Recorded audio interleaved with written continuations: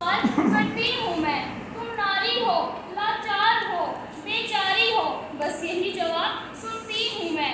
जब बड़ी हुई तो समाज की व्यवहार को जाना पहचाना, अपने सवालों का जवाब मैंने खुद में ही पाया। लाचार नहीं, बेचारी नहीं, मैं जलती हुई चिंगारी हूँ। मत छेड़ो मुझे, मत छेड़ो मुझे, तुम जल जाओगे। मैं दुर्गा हूँ, मैं काली हूँ, मैं दुर्गा हूँ, मैं काली हूँ। माता पिता का अभिमान हूँ, इस देश की शान हूँ। माता पिता का अभिमान हूँ, इस देश की शान हूँ। मैं नारी हूँ, इस देश का आधार हूँ। आदरणीय निर्णायक मंडल समिति, सभ्य श्रोतागण व मेरे प्यारे गुरुजन, मैं अंतिम 3B15B की छात्रा आज महिला सशक्तिकरण और समाज में भूमिका पर कुछ शब्द कहना चाहूंगी। सर्वप्रथम आप सभी यही सोच रहे होंगे कि महिला सशक्तिकरण का अर्थ क्या है। मैं आपको बताती हूँ कि महिला सशक्तिकरण का अर्थ क्या है। महिलाओं को बिना किसी भेदभाव के प्रत्येक क्षेत्र में स्वतंत्रता पूर्वक कार्य करने के अधिकार को ही महिला सशक्तिकरण कहते हैं। अब आप लोग सोच रहे होंगे कि महिला सशक्तिकरण की आवश्यकता क्यों पड़ी। मैं आपको बताती हूँ, निर्णायक मंडल हमारे समाज में कुछ ऐसे तत्व हैं जो बेटी को बेटे के बराबर नहीं समझते, जो बेटी को बेटे के बराबर नहीं समझते। मेरा उन लोगों से यह प्रश्न है, यदि वे ऐसा सोचते हैं तो अपनी पत्नी का इलाज करवाने के लिए एक महिला डॉक्टर का क्यों ढूंढते हैं। कहने को तो महिला की लंबी जुबान की हर कोई शिकायत करता है, फिर भी कोई क्यों नहीं एक गूंगी लड़की से शादी करता है। वाह रे वाह, बड़े अजीब रिवाज है हमारे देश के। नीयत आदमियों की खराब होती है और घूंघट महिलाओं से निकलवाया जाता है। परंतु आज हमारे देश की महिलाएं हर क्षेत्र में पुरुषों के साथ कंधे से कंधा मिलाकर चलती हैं, कंधे से कंधा मिलाकर चलती हैं। हमारी भारतीय सरकार ने भी इसमें महत्वपूर्ण योगदान दिया है।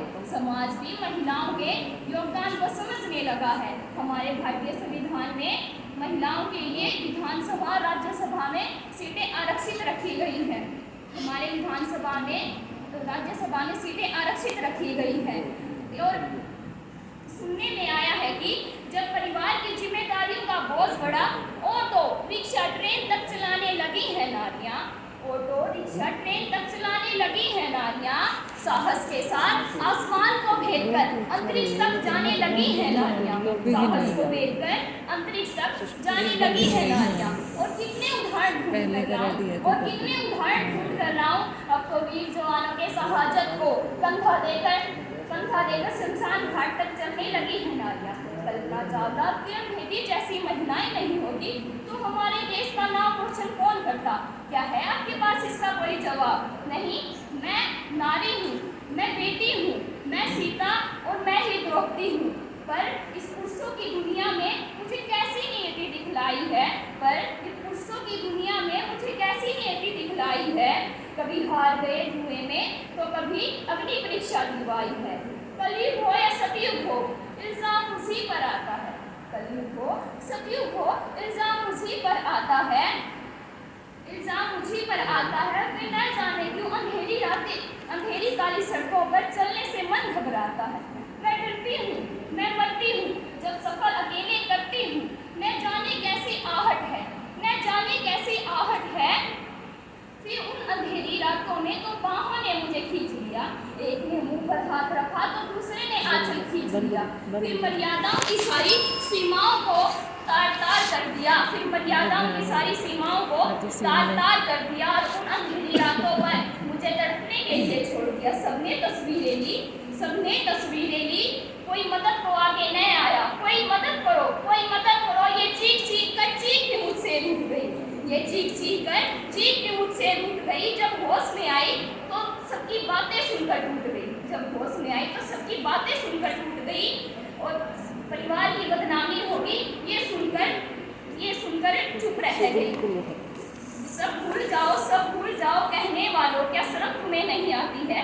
ये मत भूलो कि अगले दिन तुम्हारी भी बेटी उस सड़क पर पड़ी हो सकती है। और इससे बढ़कर दुख नहीं हो सकता, इससे बढ़कर कोई दुख नहीं हो सकता। जो नारी का सम्मान ना करे वो मर्द नहीं हो सकता, वो मर्द नहीं हो सकता।